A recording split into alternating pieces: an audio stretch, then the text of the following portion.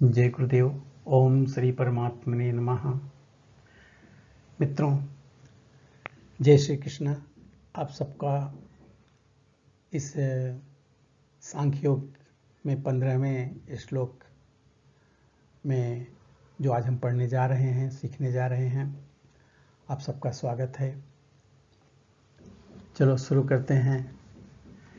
यम हि न व्यथयन्ति ते पुरुषं पुरुषर्षभः समदुःख सुखं धीरं सोऽमृतत्वाय कल्पते। शब्दार्थ देख लेते हैं। यम, यम मतलब जिस, और ही का मतलब निश्चय रूप से, निश्चित रूप से। न मतलब कभी नहीं।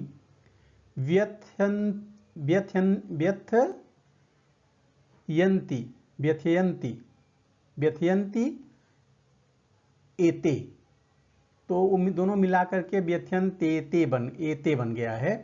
तो व्यथयन्ति विचलित नहीं करते, एते मतलब ये सब। पुरुषम मनुष्य को, पुरुष ऋषभ, जो पुरुषों में श्रेष्ठ है उसको पुरुष ऋषभ कहते हैं। हे पुरुष श्रेष्ठ, ये अर्जुन के लिए है। सम मतलब बराबर, जो अपरिवर्तनीय, दुख दुख में, सुखम सुख में, धीरम धीर मनुष्य, सो अमृतत्वाय मुक्ति के लिए कल्पते योग्य है। ऐसा इसका शब्दार्थ हुआ। हे पुरुष श्रेष्ठ, जो पुरुष सुख तथा दुख में विचलित नहीं होता, वो समभाव रहता है, वही निश्चित रूप से मुक्ति के योग्य है। अब देखिए, इसमें इन्होंने बड़ी अच्छी बात कह दी कि पहले में बताया था कि हमें सुख और दुख जो भी आता है उससे अपने को उसके योग्य बना करके उसमें निडर होकर के काम करना चाहिए।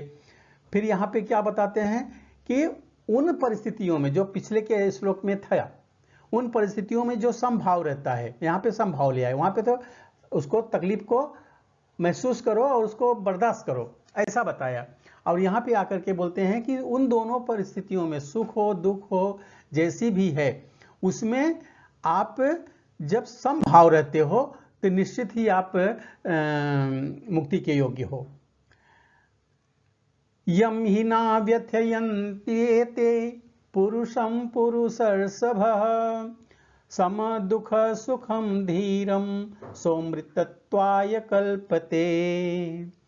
हे पुरुष श्रेष्ठ, अर्जुन के लिए कह रहे हैं, जो पुरुष सुख तथा दुख में विचलित नहीं होता और दोनों में समभाव रहता है, ऐसे पुरुष को निश्चित ही वो मुक्ति के योग्य हैं। अब मुक्ति के योग्य उनको बताया कि जो हर अवस्था में, चाहे सुख हो चाहे दुख हो, जैसी भी परिस्थिति हो, अगर वो समभाव है तो मुक्ति के योग्य है अथवा नहीं है। अब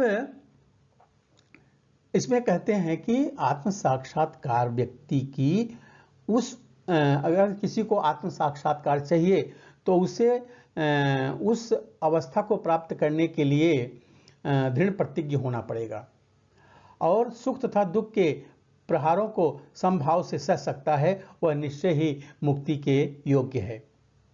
वर्णाश्रम धर्म में चौथी अवस्था को संन्यास आश्रम कहा गया। ब्रह्मचर्य आश्रम, गृहस्थ आश्रम, वानप्रस्थ आश्रम, ऐसे संन्यास आश्रम।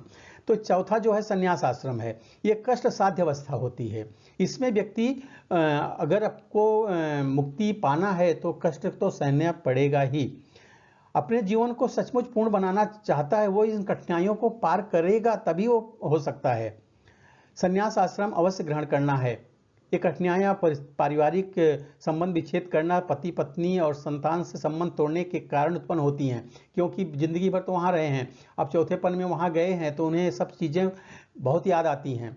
तो इन सब से उन्हें निकल करके अगर वो इन कष्टों को सह लेते हैं और उसमें से पार हो जाते हैं, और दोनों उन कष्टों के, जैसे पुत्री पुत्र बेटा बहू सबको छोड़ के आए, पति सबको छोड़ के आए और आकर के आश्रम का जीवन गुजार रहे हैं, संन्यास आश्रम स्वीकार किया है, तभी वो मुक्ति के अधिकारी हैं, जब उन्हें उन सबका मोह माया नहीं रहेगा, और रहे ना रहे कोई फर्क नहीं पड़ता है। एक समभाव जब उनके अंदर आ जाता है तो उनको घर भी अगर हैं, घर में हैं तो भी वही अगर है स्थिति, और बाहर हैं संन्यास में हैं तो भी वही स्थिति है, तो वो जो है मोक्ष का अधिकारी बनता है, वही मुक्ति का अधिकारी बनता है।